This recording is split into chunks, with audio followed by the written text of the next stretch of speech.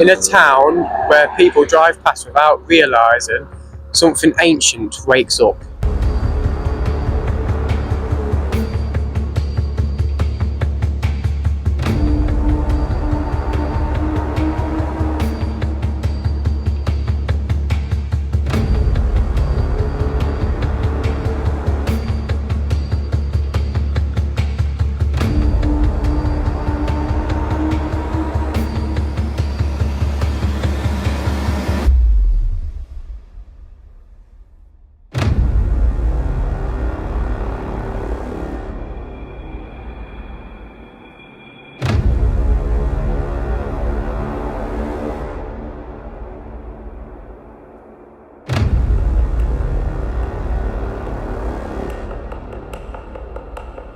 A tradition older than empires. A battle louder than storms.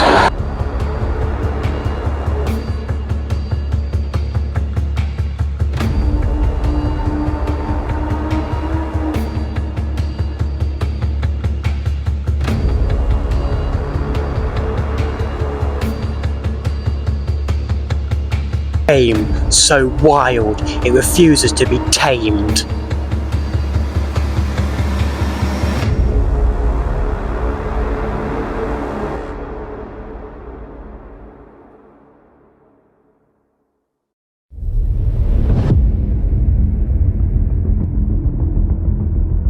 In Ashbourne, the streets aren't streets, they're an arena. The river isn't an obstacle, it's part of the pitch. Players, they're not athletes, they are the warriors of the uppers and downers. There are no sidelines, no timeouts and no mercy. Just one ball and thousands of people and centuries of pride smashing together.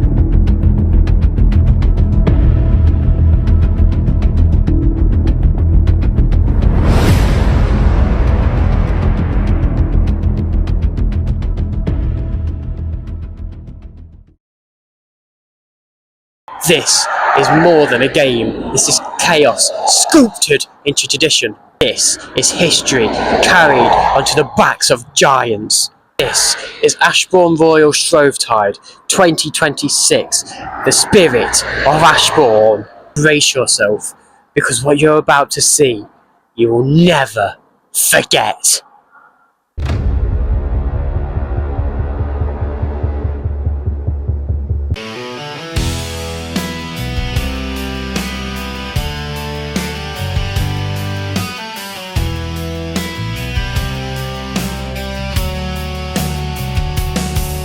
There's a town called the Gateway to Dovedale, and early every year men gather in the Green Man Bar and drink their rum and beer. They play a game of football there, they play it through the streets. The men, they are a rugged crowd and very hard to beat. Shrove Tuesday and Ash Wednesday, these dates they're always set to play that game of football through sunshine, snow or wet. All barriers broken, religions, races too, to try to reach that wondrous ball robed in red, white and blue. It's sometimes up and it's sometimes down as they fight there through the streets, and neither of them will give way or ever show defeat.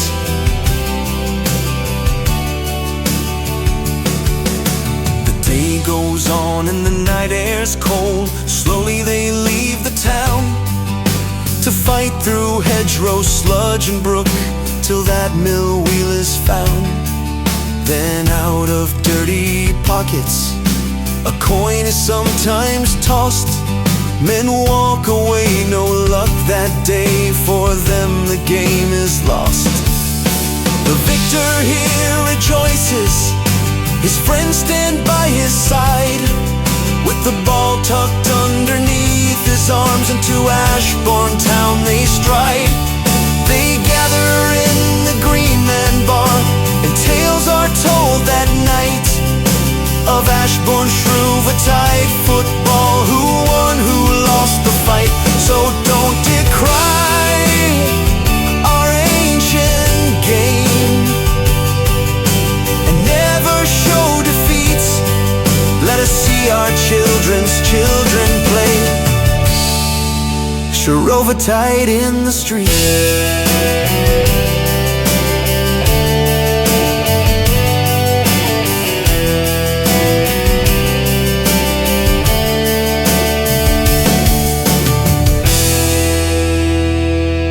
So I'm now with Councillor Ben Woodruff, and we're going to talk about the Shrovetide Walk that has recently been built on near the Shawcroft. So Ben, do you reckon that statue there will be safe for Shrovetide, and do you reckon it will last? I mean, it's a fair chunk of metal, isn't it? It takes some budging, I think. Do I think it's safe? But what is safe at Shrovetide? It's a big game, isn't it? Where, you know, very easily the hook can collapse and you can have, 100 folk on top of you. So I see it as an obstacle, yes. But I do think that the walk in its whole is really nice. I mean, I love the the emblem down on the floor over there. I think that's really class act, to be fair. And then obviously this does give a good sort of light feel to the entrance to the Shrovetide Walk. I think it's probably more likely to be just another thing that you get pinned against, to be honest with you. Do I think it'll topple down? I don't know. It takes some falling that well. Take some force. Yeah, it would do. I mean, obviously, if it does start going, we're going to have to shift very quickly.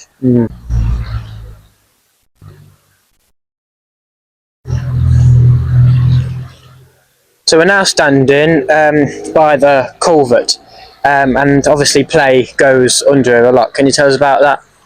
Yeah, so the culvert was built in 1970. Originally, the river went sort of like around Yorkshire Trading and then around the corner, so it did quite a sharp right turn. Obviously, when they diverted it because of the Shawcroft car park, it comes this quite long length of darkness in that tunnel. I've only ever been up there once, Arch, and it's a dark place up there, very, very dark place, and there's a few obstacles in the way, shall we say. But it does get a little bit rough in there, I'll be honest. And for me, being a tall guy and a big guy, it's not very nice, I'll be honest. When you're under there, do you ever have to like bend down as a tall bloke? Yeah, so to be fair, probably from the pinch of where you actually hit the car park there, I'm crouched over. The thing is that it gets really, really short in areas because of the debris that's in there. They've got some purposely sort of like concrete bollard things in there as well. And because it's pitch black, and I mean, when you get in that middle, it is absolutely pitch black. You cannot see in front of you, and you get very disorientated. You don't know which side you're at. It's mad, really. But it's good fun. It's part of Shrovetide, isn't it? Part of Shrovetide, yeah. Exactly. On a cold night in December, we're going to go watch the Downage train, as Shrovetide is only 2 months away. So let's go ask them some questions about how they train and see if they're all ready in just 2 months' time. Let's go. So you guys managed to get a win last year. So do you reckon you'll get another one this year? Absolutely, yeah. If we put the training in and we play like we did last year, we really came together as a team, then I definitely think we can do it again. Yeah. Do you think the training helps? Absolutely, yeah, I do. I'm a big advocate for the training. I think it brings everyone together, creates a real buzz amongst the players. So I'm definitely an advocate for training. Not sure about what do you guys think. Yeah, I do think it all helps bring the team together. It's the young ones coming through and everything like that. So it's a massive help getting together before the game as much as possible. Yeah. What about you? What do you think? Yeah, same with me, Archie. I think it's a great thing for the Downers. It's worked last year. Got us a ball. Didn't work for them, did it? So, I think we just keep pressing that. They want us to stop training in the lime of last year, but when they stop, we'll stop, So. Yeah. What about you, Martin? Obviously it helps with your fitness, but it's more importantly just to recognise faces and get that team bonding. You come down, you have a bit of banter, you see the same faces on the run up to Shrovetide. So if you get away with one and you recognise a face, you know exactly who they are and they can help you get away with it. So it definitely helps. Yeah. So you use do you have the training ball on you? What you use? I don't. The training ball's over there. Oh right, okay. Yeah. So with using the training ball, do you reckon that's a big help to get you to win? Yeah, for the game? absolutely. As a runner, I think if you were to break with the ball, you never carried one before.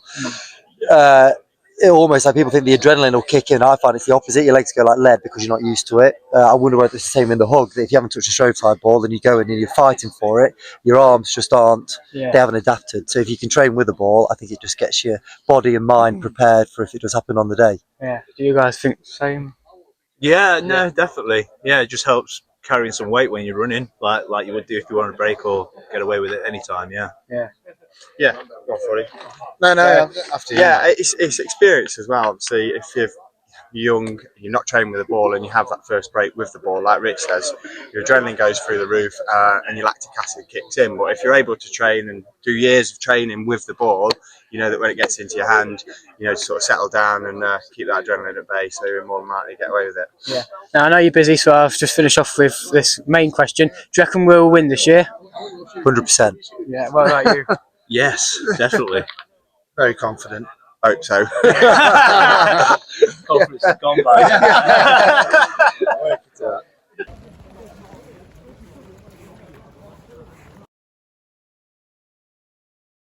We're now on Shorecroft Car Park, which of course is a very big, well-known place for Shrovetide.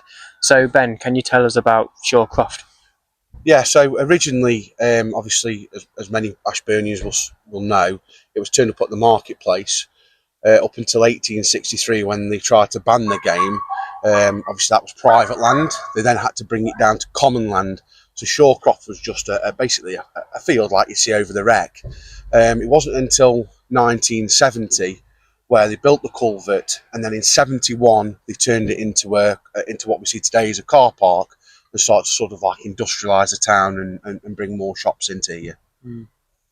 So can you tell us different ways the ball has been turned up in Ashbourne? Yeah, so originally when they come down and it was just a field, Archie, it was off the shoulders of the person who was carrying them in. So you'd get the guy on top of the shoulders and then just chuck it up in the air and the game would start. And you see that in some of the old British Pave videos and stuff like that. And then sort of like boating onto sort of like maybe the 70s era, it was done on the back of a lorry. I think one of the last people actually to be done off the shoulders was Brian Clough.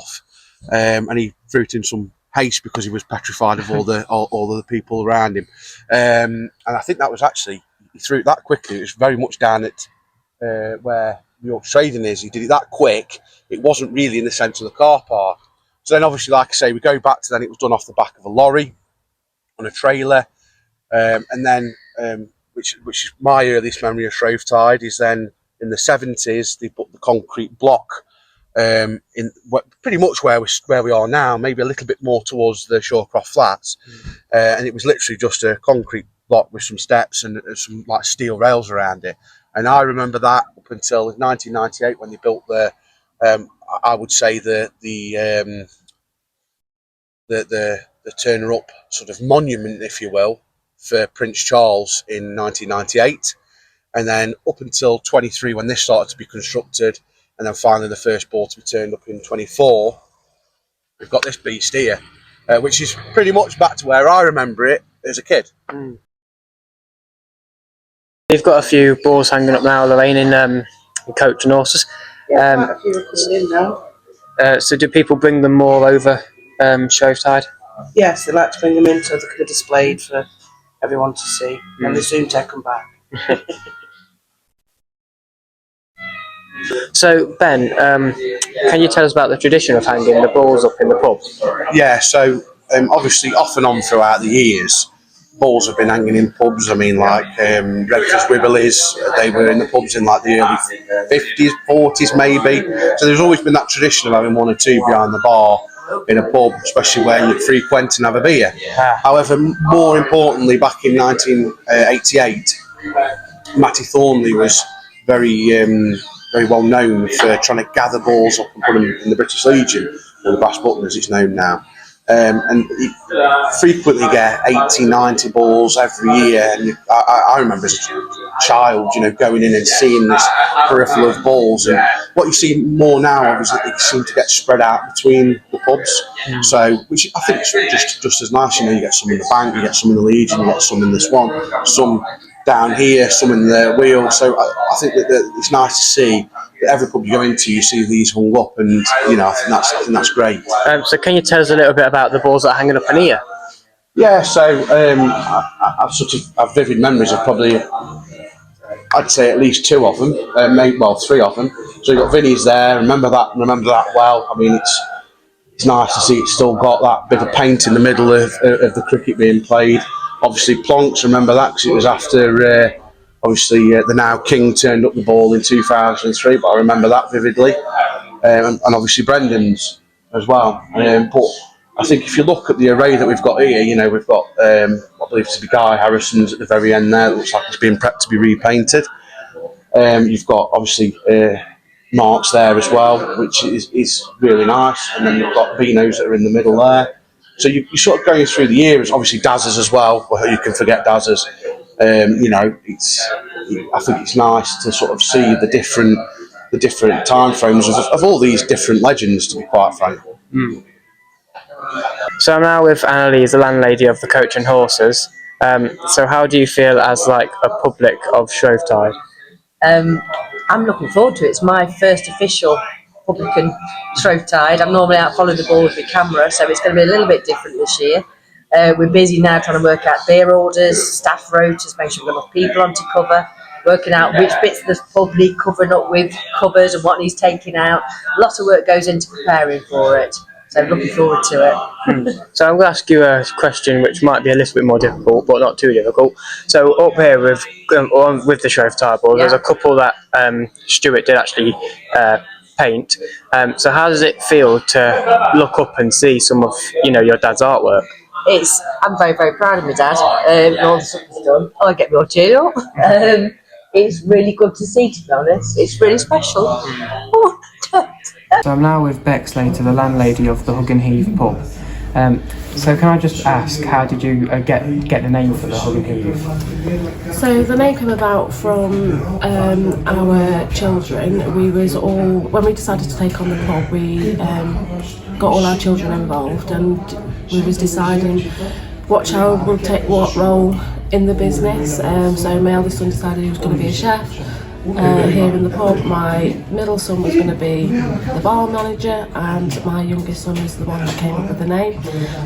How we did that was he asked me questions on how we should name the pub, and I told him it had to be relevant to what Ashbourne is about and what the people of Ashbourne really want.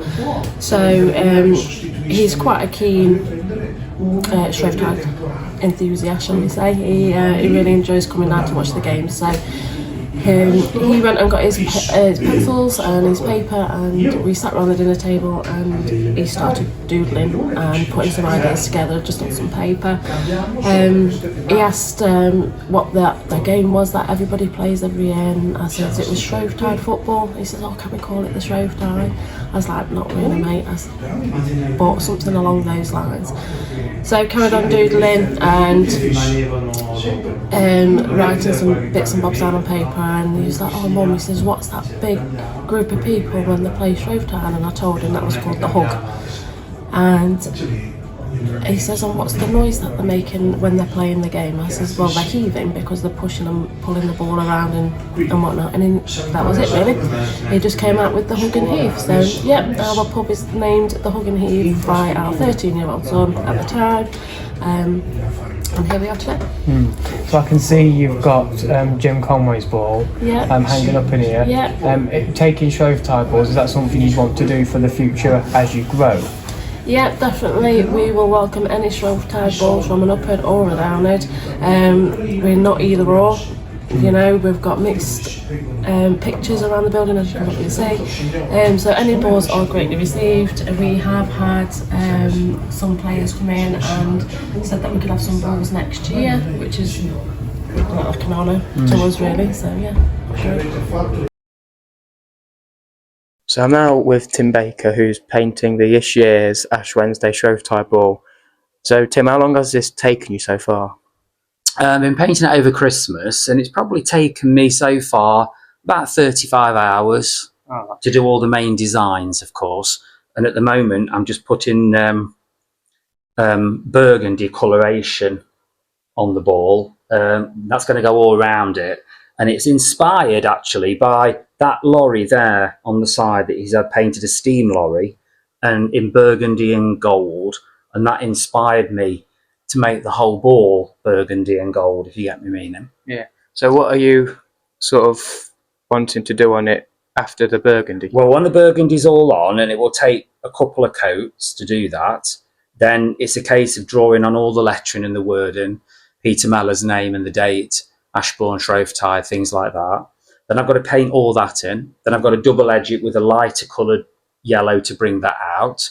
And also I've got to do some shading on these shield shapes that I've painted sort of like designs in like 4 shields this year for something different. That was actually inspired from the 1922 ball that was sent to Princess Mary. They did something similar to that. So that kind of made my inspiration this year to do Peter Mellor's ball the same.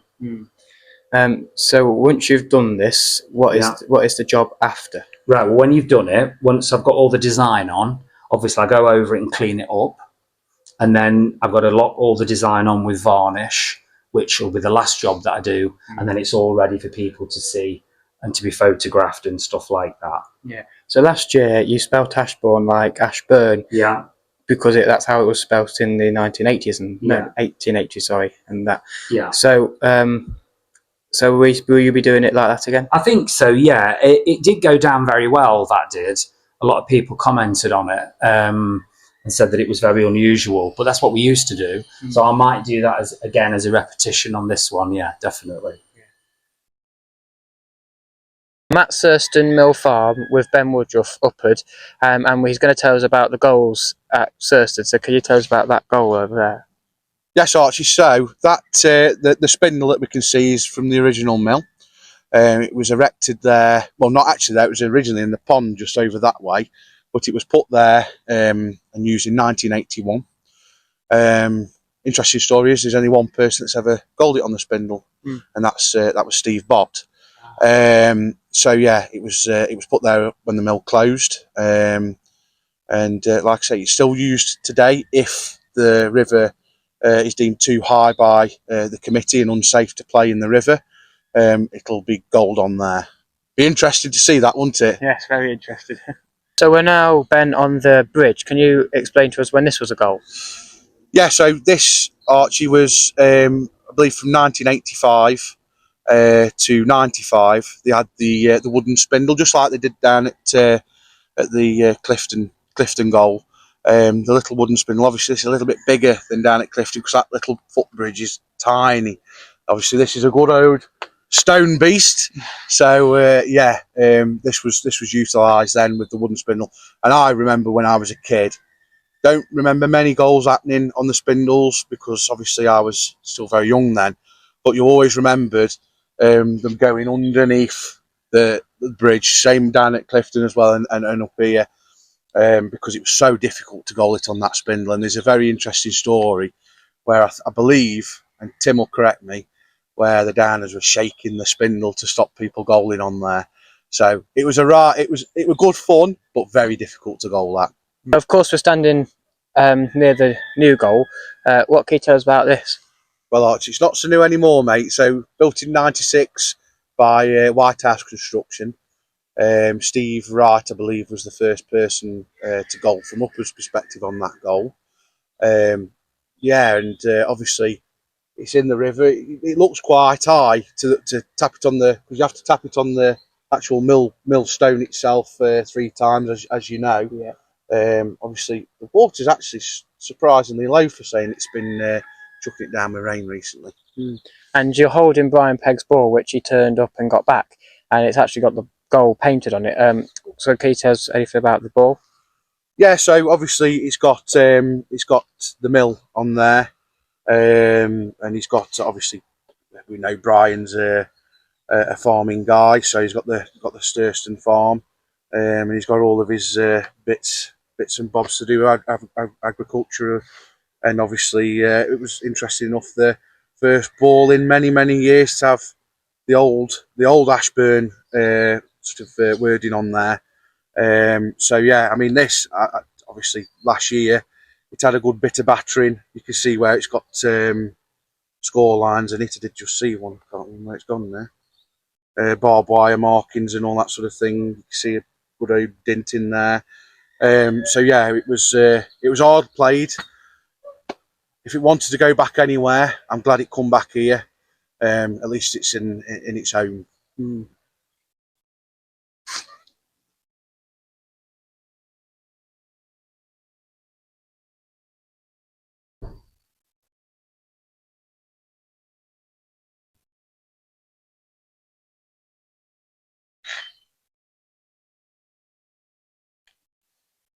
Now standing at the ruins of the old Surston Mill. Can you tell us about this, Ben?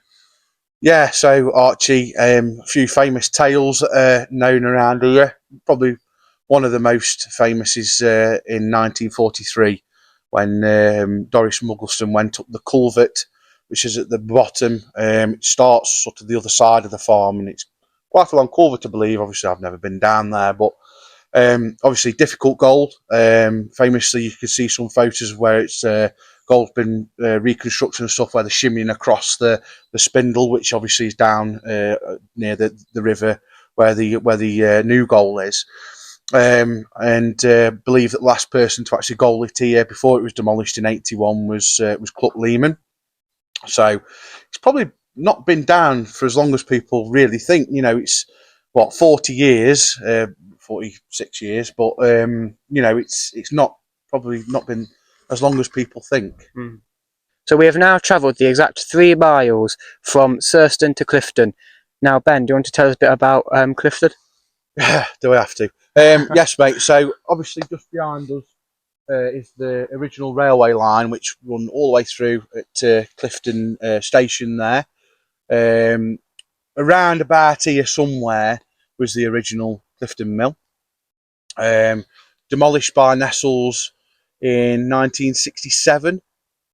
Just had to look at Tim then. He gave me the confident nod. The cameraman. The cameraman, yeah. Obviously, then they put the stone, which was then used therefore after. I believe the first person to goal on that stone, which we'll get to, was Ray Storer.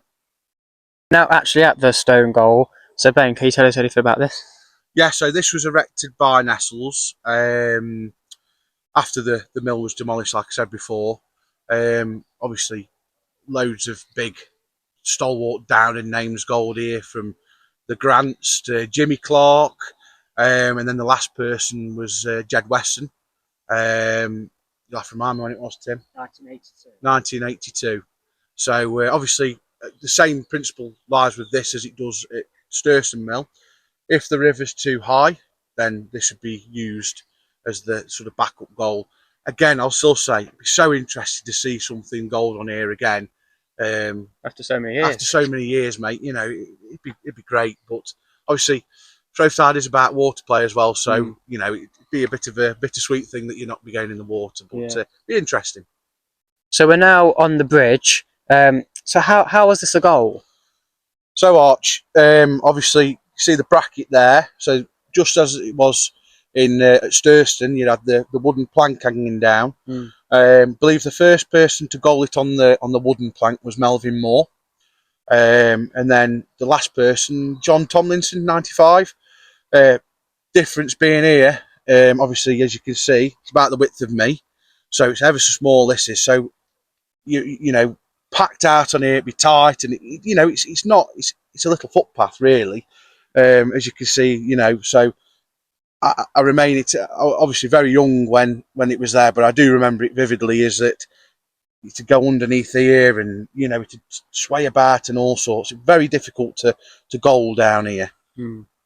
So we're now outside the new goal at Clifton, and it's very similar to Surston, but obviously this is Clifton. So Ben, what can you tell us about this goal? So again, built by White House Construction. The first person to goal it for the Downers here was an absolute stalwart of the game, Big Daz Waring. So yeah, obviously I think that's a massive proud moment for him as well. got it on his ball. So obviously, you know, massive achievement for him being such a legend of a player.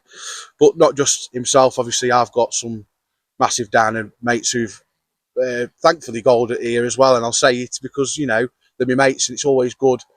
Although I don't want the Downers to win, it's nice to see your mates goal the ball. So Jimmy Carter 2013, and then obviously Martin Taylor last year. So, you know, it is, that's what Shrovetide's about as well. You know, it's a tough game, it's a hard game, it's a difficult game, and even though we're on either side, it is nice to see some of your good friends goal balls down here. So yeah, now get me off this land.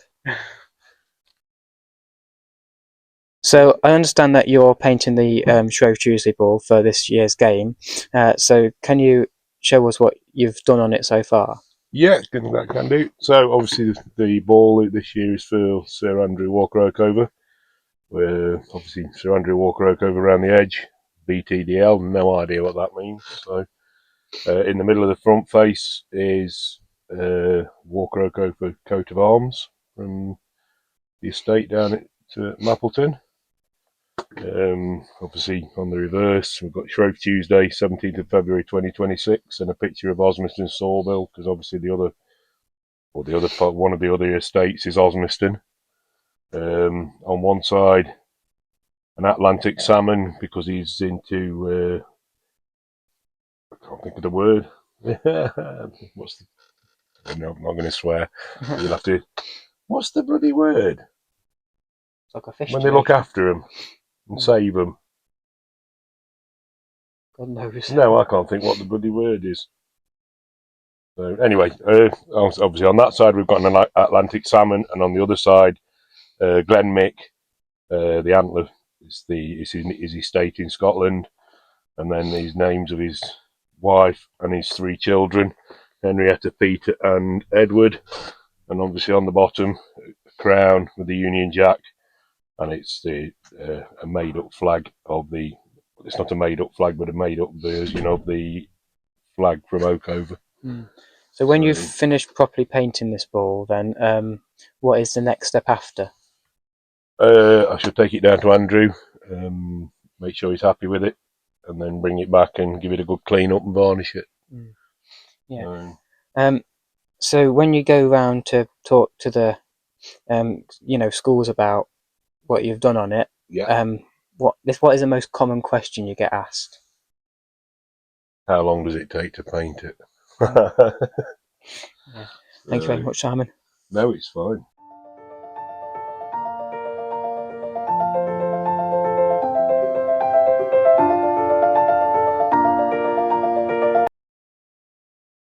So we're now at Peter Mellor's house, who will be turning up the Ash Wednesday Shrovetide ball, and I'm with Tim, who will be presenting it to him.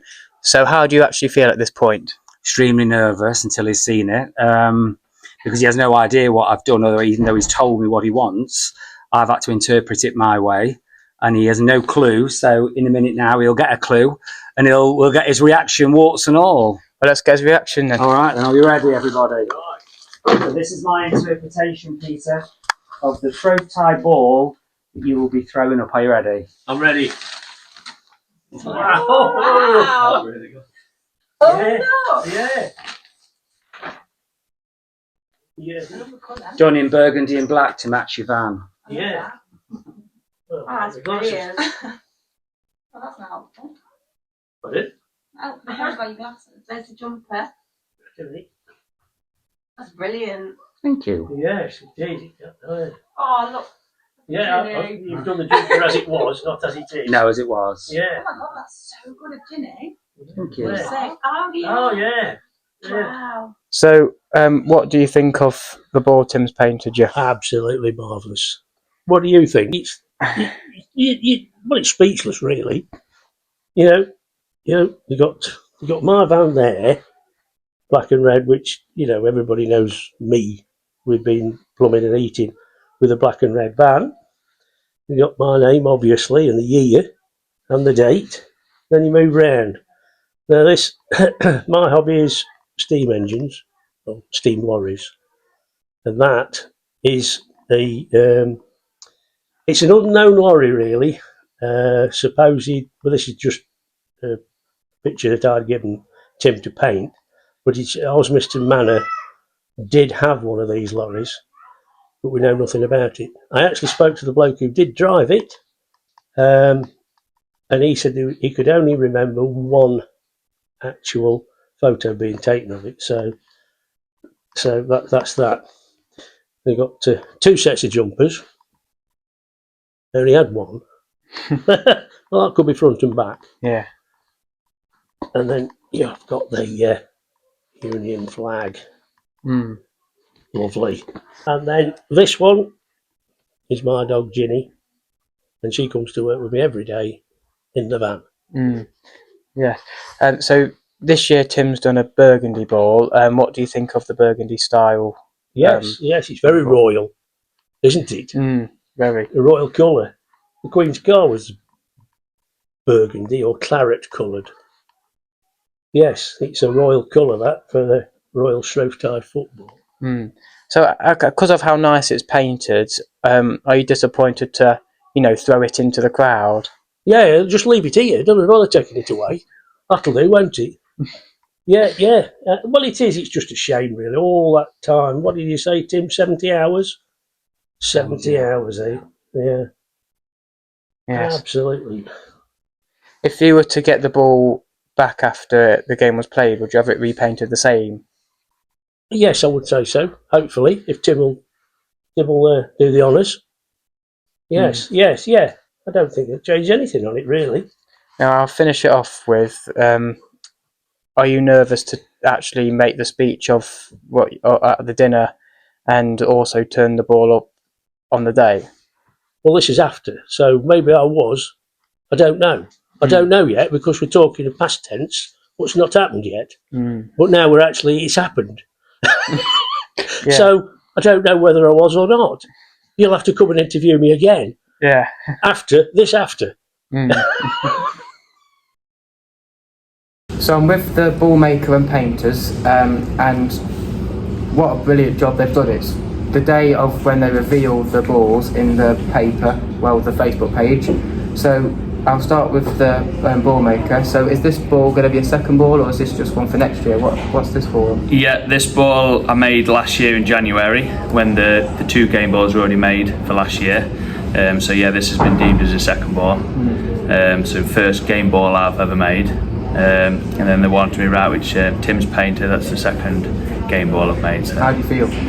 Rather nervous and anxious. So as I've just already said, if it gets turned up on the Wednesday, because it's obviously going to get turned up on the Wednesday, and you don't see it for a while, I'll be holding on to it because I don't want it to fall to bits. But just game goals. That's all I want to really. So yeah.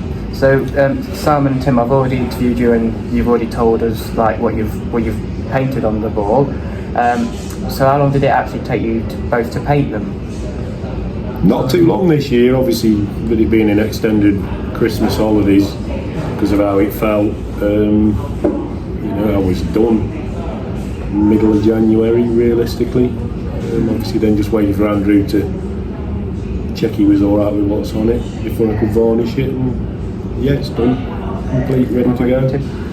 I think, like Simon said, we were a bit nervous to start with because Shrovetide's earlier this year, and we always worried that whether we're going to pull it in time, but we both did. Mine was 69 hours in my spare time. Like Simon, I had time off work, so I got plenty of time on my hands to finish it off. Took it to Peter, he was happy with it, and just like Simon, clapped the varnish on, and away we go. Perfect.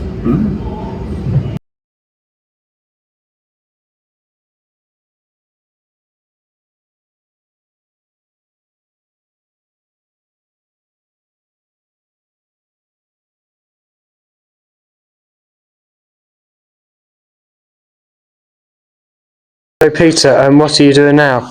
Well, we're going to display this ball in a vanity window, and I'm going to pass this over to Carl, who actually made the ball. And he's now going to hang it up. Okay, right.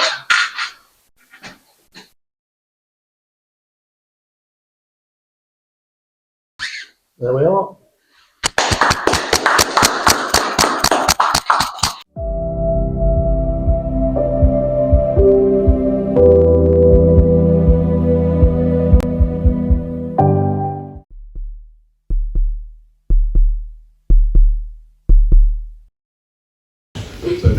Shrove Tuesday ball for 2026, going to be thrown up by Sir Andrew Walker-Okover.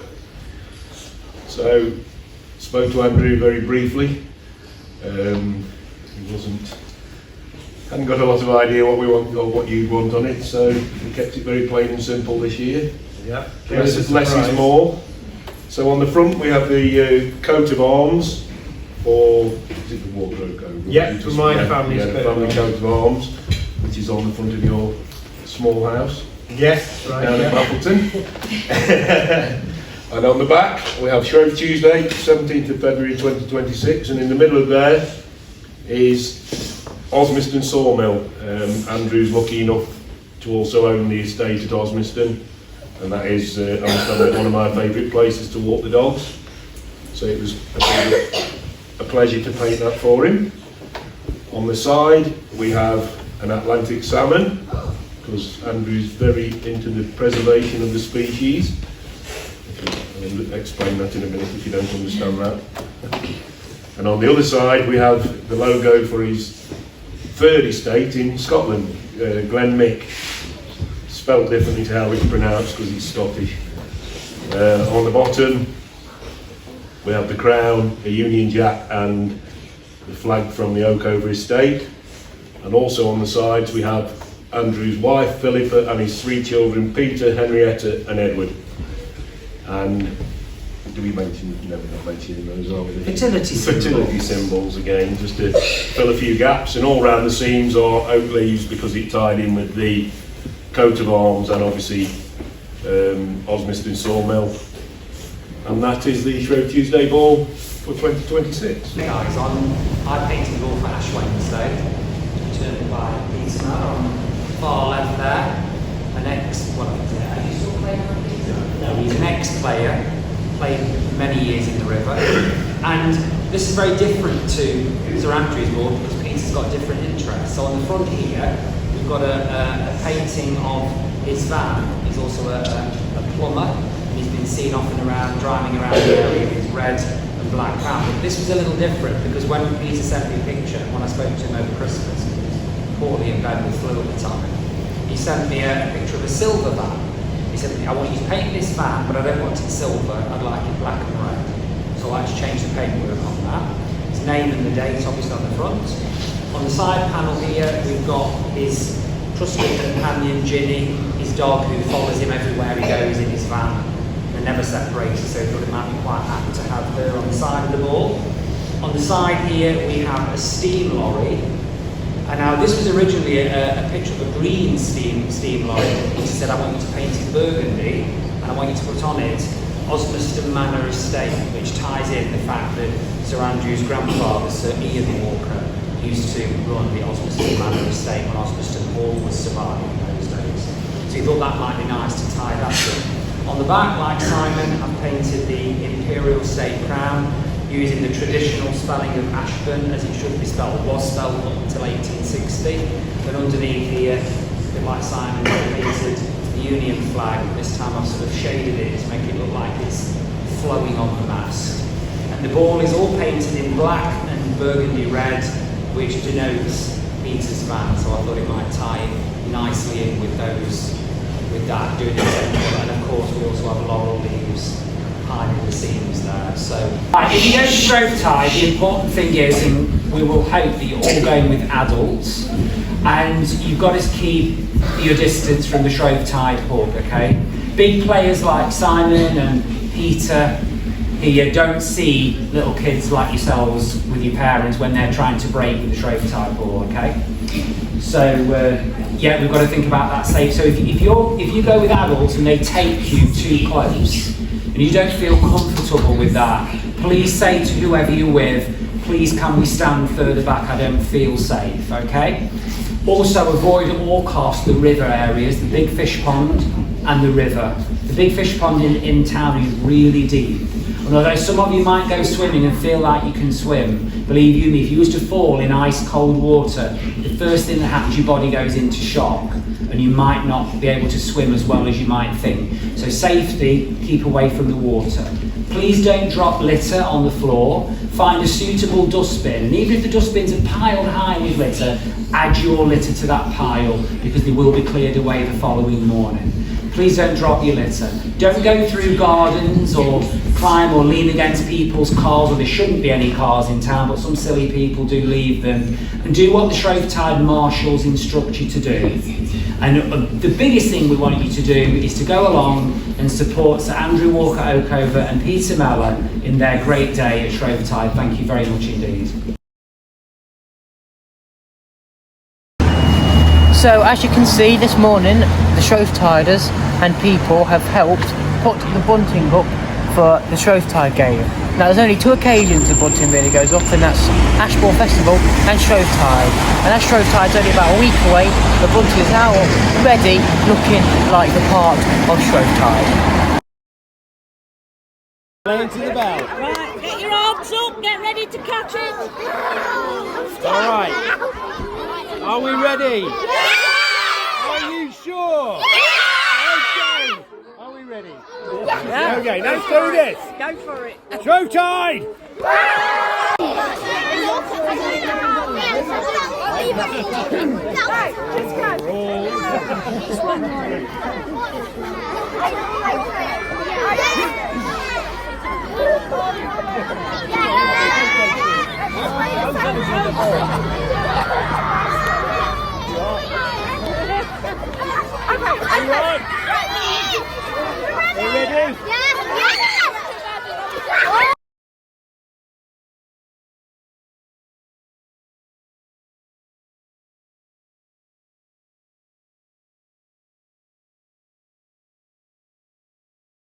Now watching Carl and Dave board up Yorkshire Trading entrance. So sort of explain to us why you board up the shops in the first place with Shrovetide.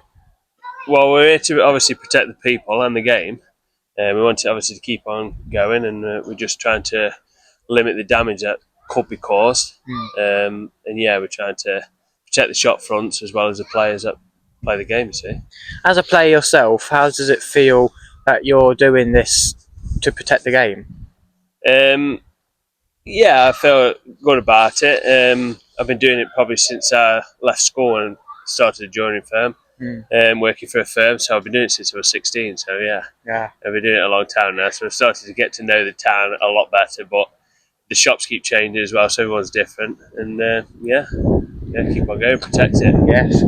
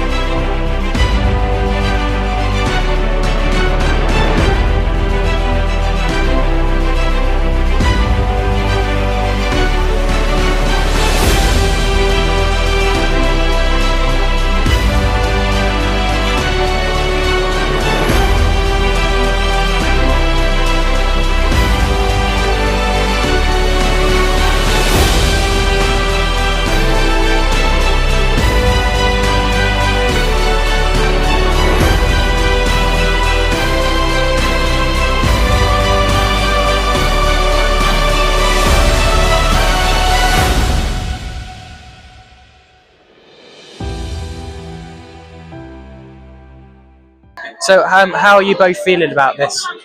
Unbelievably excited. Can't believe the day has finally arrived. It doesn't seem like 2 minutes since Christmas. And what about you? Unbelievably nervous.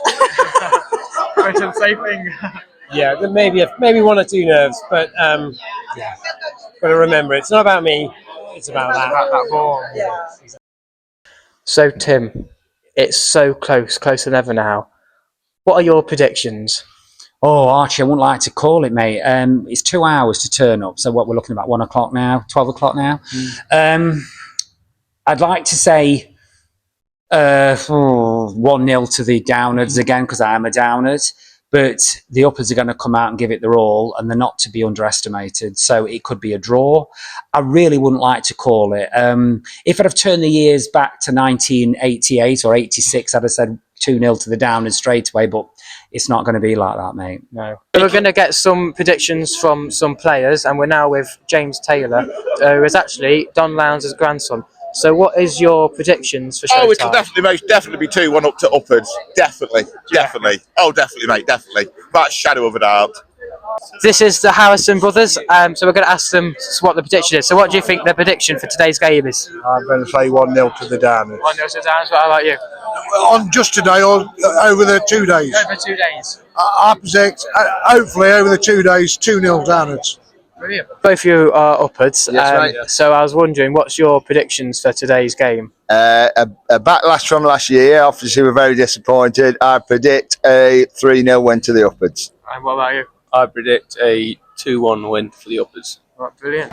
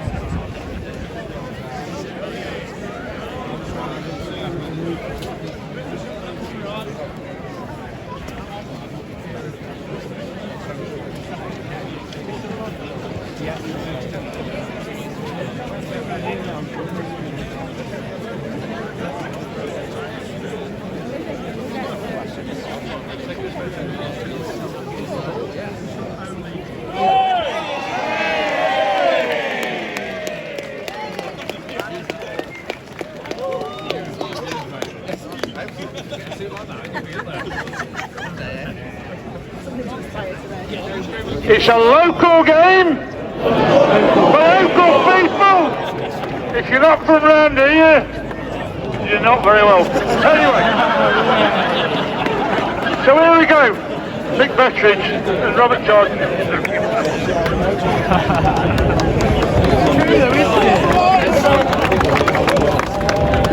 Acquaintance we forgot and never brought to mind. Should old acquaintance be forgot for the sake of old lang syne? Old lang syne, my dears, old lang syne. We'll take a cup of kindness yet for the sake of old lang syne. Save our gracious King, God save our King. Send the victorious, happy and glorious, long to reign over us. God save our King.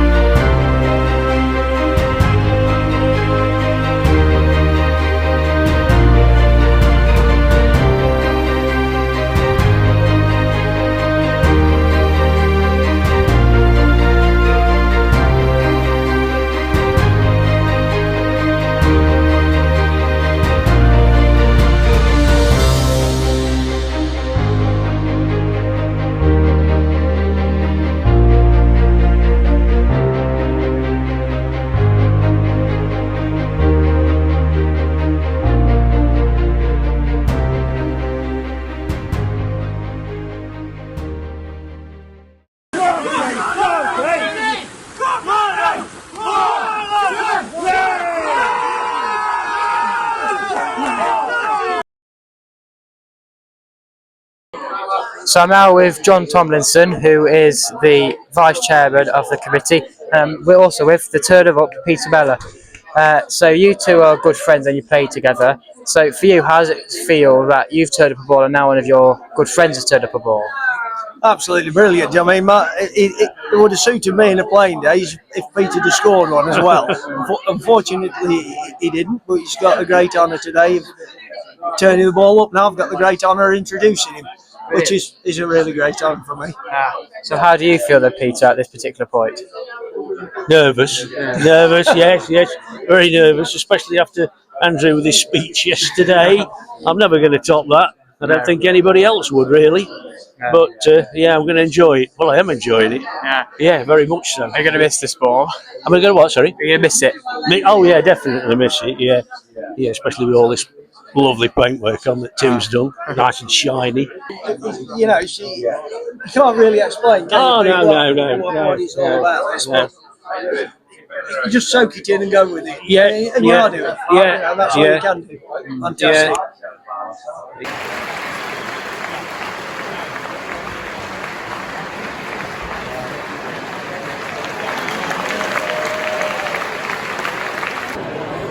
Late.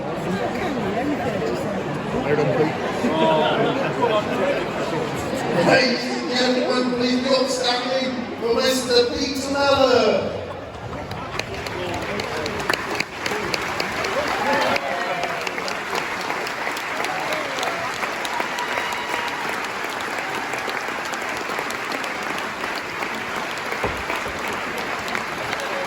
We all remain standing, please, while Mick Bettridge says grace. Thank you. A grace for Shrovetide 26. Let us give thanks. Thanks for friends and fellowship. Thanks for sharing together in this meal. Please bless today's game. May the play be hard, fair, and free from injury and harm. For this is our heritage, our Shrovetide tradition, the very spirit of Ashbourne. Amen.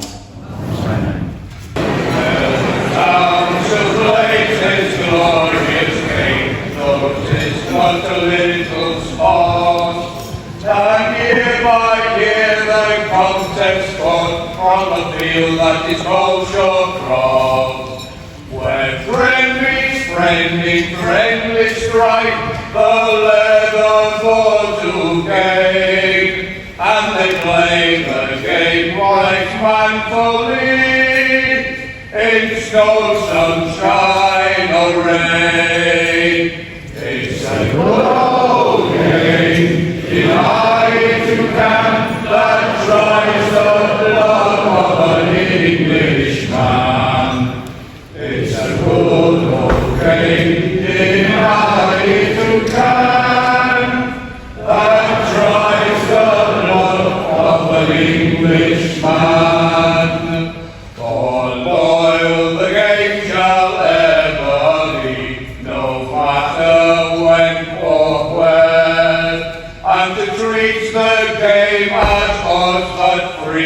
Is more than the oldest dare. Through the ups and downs of its checkered life, may the ball still ever roll, until by fair and gallant strife we reach the dreaded goal. It's a good old game, united to camp, that tries the love of an Englishman. It's a good old game, denied to come.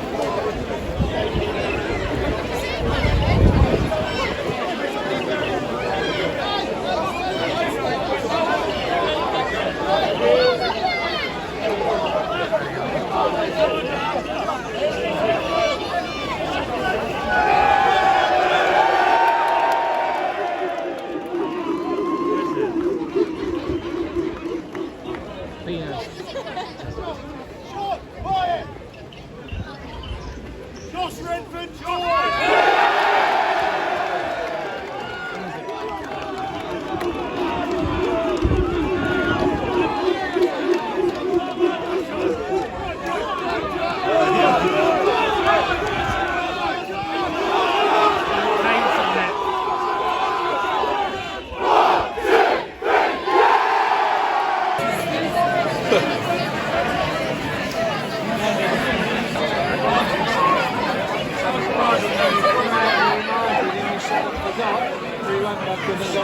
bless him.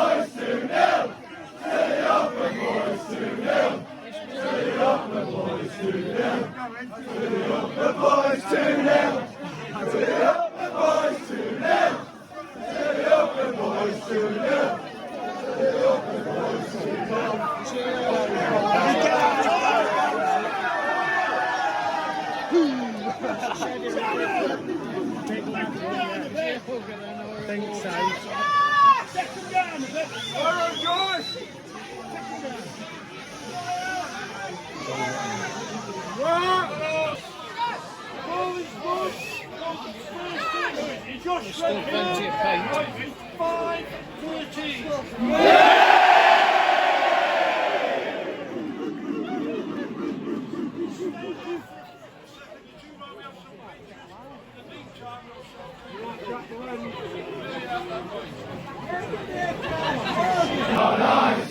We scored a Thurston twice. Tell me, man, me man. Tell me, man, me man. They put the champagne on ice. We scored a Thurston twice. Tell me, man, me man.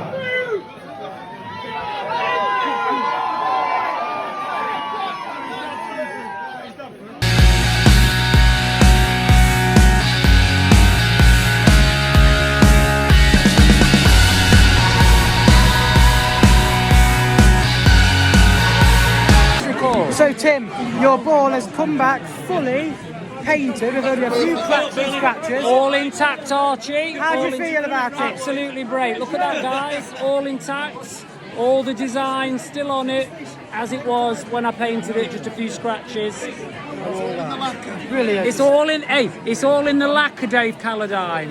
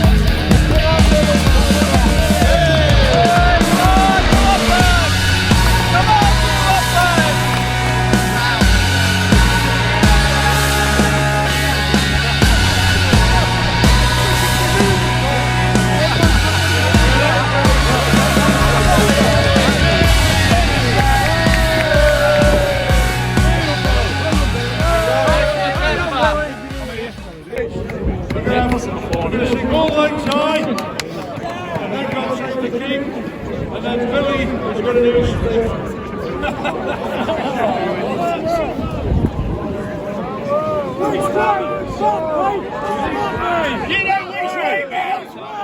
Billy, that way!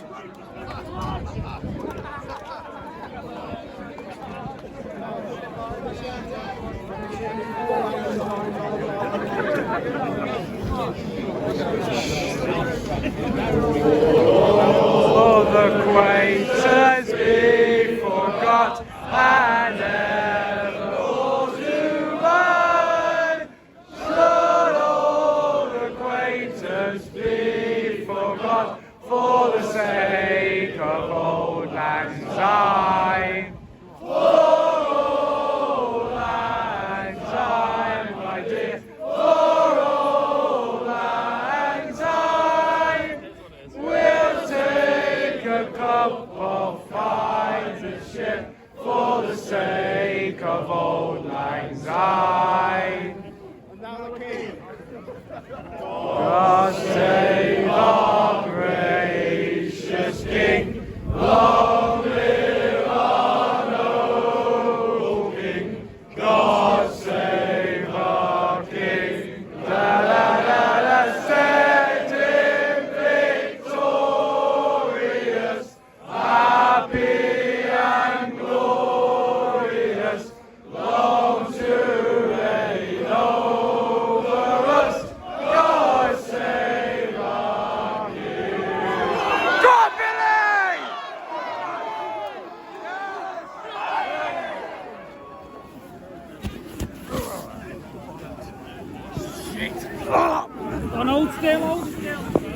I love that. That was mate. Your feet arching. It's on floor here. Where's the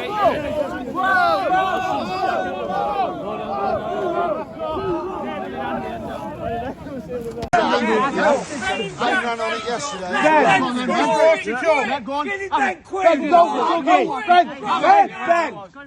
Ben, go the fucker.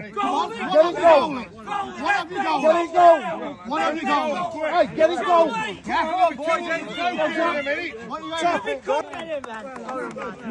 Well done. Now listen, I didn't know the politics of it, but you've done the right thing. Well done. Well done, boys. Hey, do it again, lads. Hey, listen, lads, do it again. I'm here. I'll tell you what. 1, 2, 3.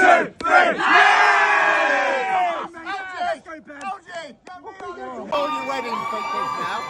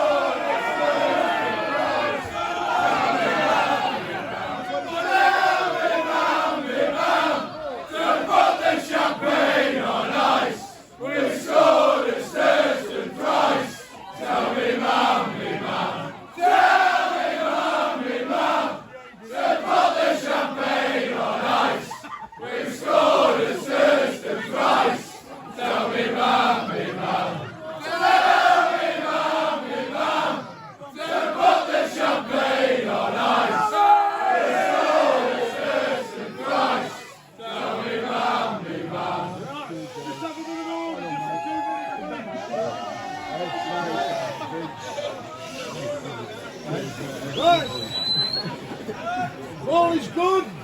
Sworden's first in by Ben Sellers. Upwards.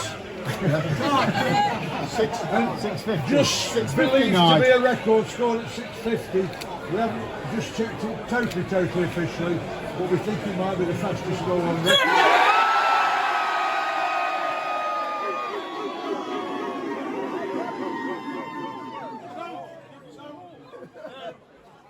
It's your ball, but we've just got to check it. I think it's 24 minutes. Is the...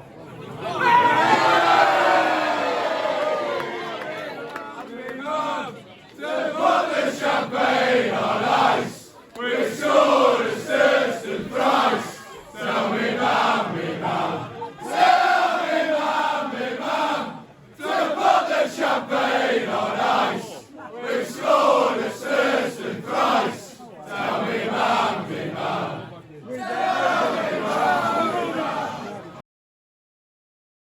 So now with the 3 goal scorers, can you all tell us the stories of how you goaled your Shrovetide Wars? Okay, so it had gone up the field off Belper Road, but quickly come back down and made its way towards Thurston pretty quickly and went through quite a few sets of hands, quite rapid, and just happened to be me and Ben on the end. Ran all the way down the lane together. We got into a little bit of a scuffle at one stage, which meant that 3 or 4 other lads could join us. And then just pretty much ran all the way down the lane with no downers around us. I think there was 6, 7 of us by the end of it. Yeah. Dropped into the water and obviously goaled it straight away. So. Mine was played with a lot in town. We were going the wrong way, and then we managed to sneak it up a alleyway, which you got the footage of, and then I don't know whether you two might know, it was Curly, Zach Dakin, we've gone Sandy Brook, round the back of the fields, come over at Leicester Low, haven't they, from what I've heard, come over at Leicester Low and drop down the fields there, and I managed to get to the fields, and then I stood there for about 15-20 minutes with people running in every single direction. And then your dad walked past me and he went, "It's a field below my house." So I literally just belted it there and caught up with it about 4 or 5 fields out. It ran out of the river because you chucked it out of the river, didn't you, at one point? Yeah. And then we just pushed it in and then So the Downers decided to walk away, which is good for the game, obviously, because we can get a second ball up. So they decided about 2 fields out to just let us go for it. So we did, to get a second ball up, and then dropped in the river, and you wait, and someone says your name, which you don't believe. But it's been the quickest one ever from Ben. We quit. So as you know, because you guys saw it get snuck out from the I was up Welly Yard with Curly and Martin Taylor at the time. They started heading up Welly Yard, and I looked at the Uggers front behind the burger van. I can just see it, something just didn't seem right, didn't look right. So I looked to my left and just saw a bit of a few lads running through the flats. So I chased him down, come around the corner, there's 4 or 5 people on the corner, shouted, "Is it come?" And he says, "Yeah, he's seconds behind." Went up over Fishpond Meadows, about 8 to 10 of us having a bit of a hog fight, whatever with it. Then it came loose, a few of the lads tried to go towards the duck pond, I think, to slow it down, try and get it in the duck pond, slow it down. So a few of our older lads managed to get it going again, and a big throw, young lad, 15, 16, picked it up, George, ran towards the wreck bridge, goes out to the cricket pitch. I saw a shadow at the tree line. I stood just up near the bridge on the pond, ran across. As I went across, the lad shouted, "Who is it?" I says, "Ben," and obviously he's trained with me this year, chucking the ball, put it under my jumper, and Zach Dakin got there. Me and him then set off straight up the fields, crossed at Brookside, and then Max Wright and Morgan Hart was with us. We were passing it round ourselves pretty much all the way to the goal, and then jumped in, waited a bit, hesitated probably a bit, and then cause obviously there's me and Zach had ran it all the way, so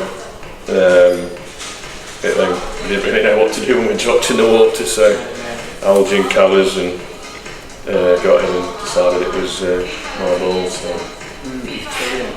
Finish off then, it was a massive win for the Uggers this year, 3-0. How do you all feel about that?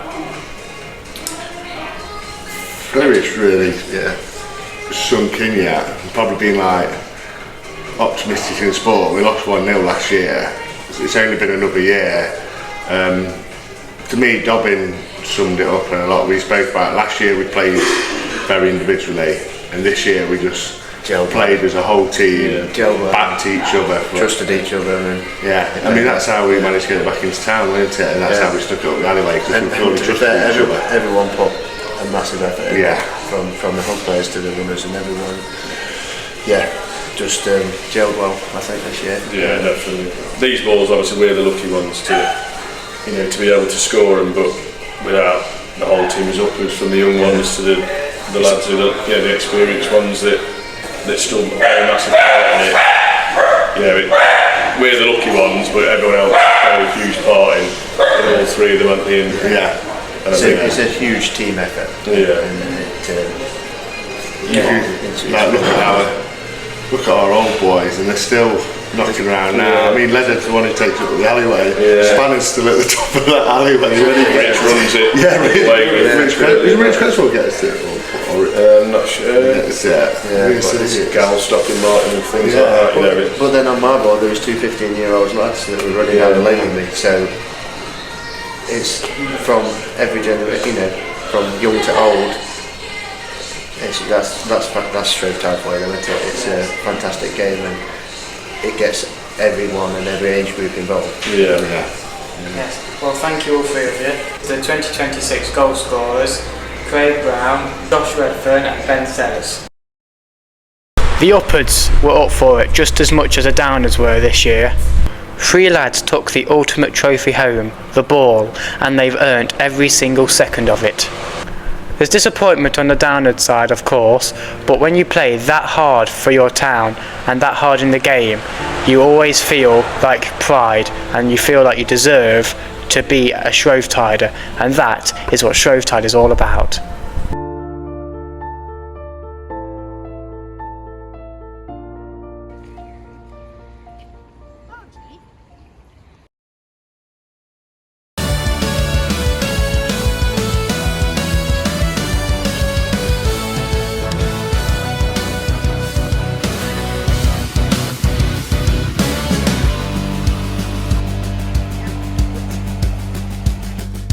Monday, Tuesday, Ash Wednesday, a special day, cause the people of Ashbourne have a game to play. The luncheon they've had and the songs they will sing, walking to the plinth for the game to begin. Lots of players all feel intense, not long now